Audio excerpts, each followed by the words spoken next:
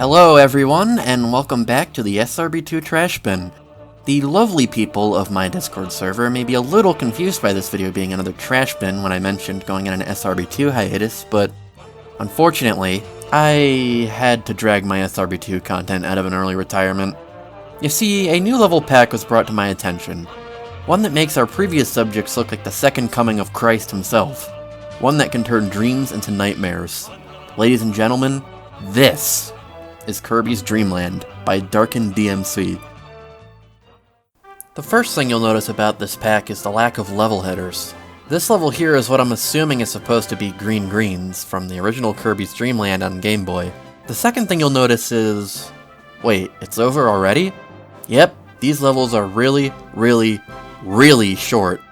Granted, I think this is the saving grace of this pack, as these levels get really bad later on. So them being ultra short is actually preferable over a full-length SRB2 level. You'll also want to get used to the rampant enemy spam because it is not going away. Act 2 introduces you to another glaring issue with this pack, unscalable walls blocking your way. If you are unfortunate enough to choose Sonic alone for this level pack, then these walls will cut your playthrough short and force you to no-clip past them. And that's it. Another short, unremarkable enemy spam level. Let's move on. Act 3 is a boss fight against the world's slowest egg slimer in the world's boxiest forest. It's ugly and utterly devoid of challenge. Let's head on over to Zone 2 and see if the situation improves. Here we are at what the game calls Techno Hill, but is probably supposed to be Castle Lololo, the second level of Kirby's Dreamland. One thing I forgot to mention earlier is the bizarre use of this sky wallpaper instead of a real sky.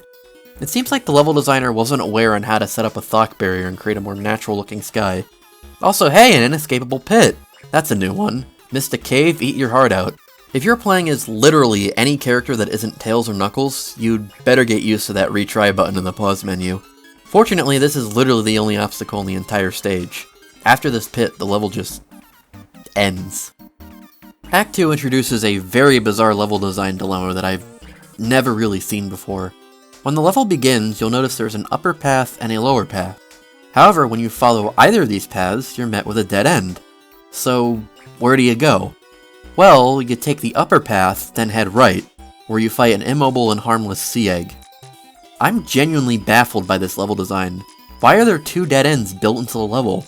Why is there a boss in Act 2? Why is the boss basically not a threat? What was the level designer even thinking with this one? Let's just go to Act 3. Act 3 has all the hallmarks of the previous few stages in this pack. Walls you can't jump past, ugly textures, questionable object placement, and if that wasn't enough, the level ends with a repeat of the Act 2 boss. Really? We've run out of ideas already? Whatever, it's time for Zone 3.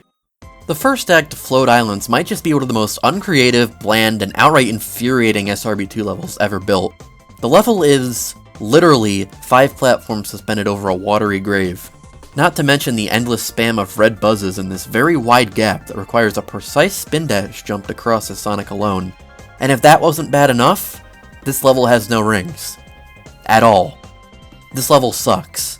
I'm not even going to bother entertaining this level any longer than I have already. It's just that bad. But wait, there's more. How about we follow that up with a maze of a second act consisting of basically one texture, with more areas that Sonic alone has no chance of escaping from and more paths that lead nowhere.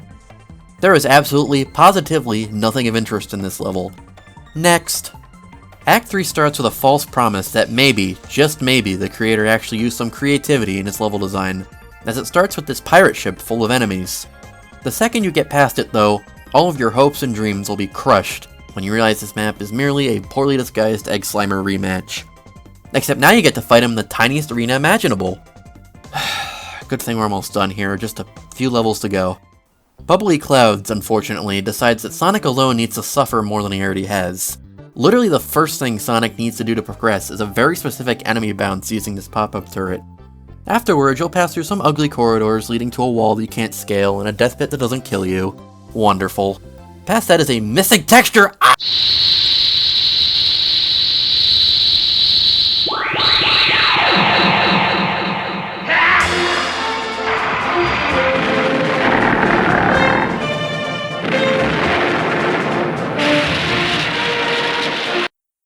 Okay, sorry about that. I wasn't expecting that.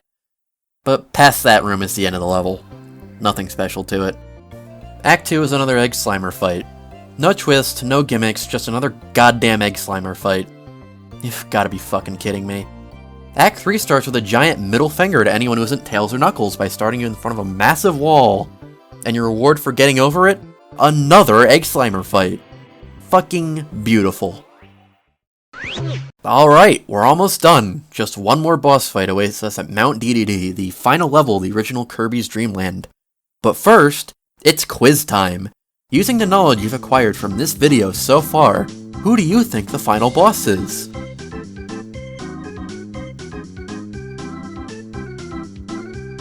And time's up. The answer is... B. Of course it's B. Why would you expect anything else from this level pack?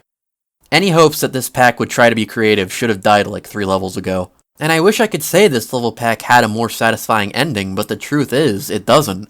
Beating Mount DDD just takes you to Arid Canyon Act 2 because the creator didn't touch the level headers. Wow, that was an ordeal. To say this pack was trash bin material would be an understatement. This might be the worst level pack I've ever played that isn't an outright shitpost like SRB2, Sweet Bro, and Hella Jeff. It's got everything.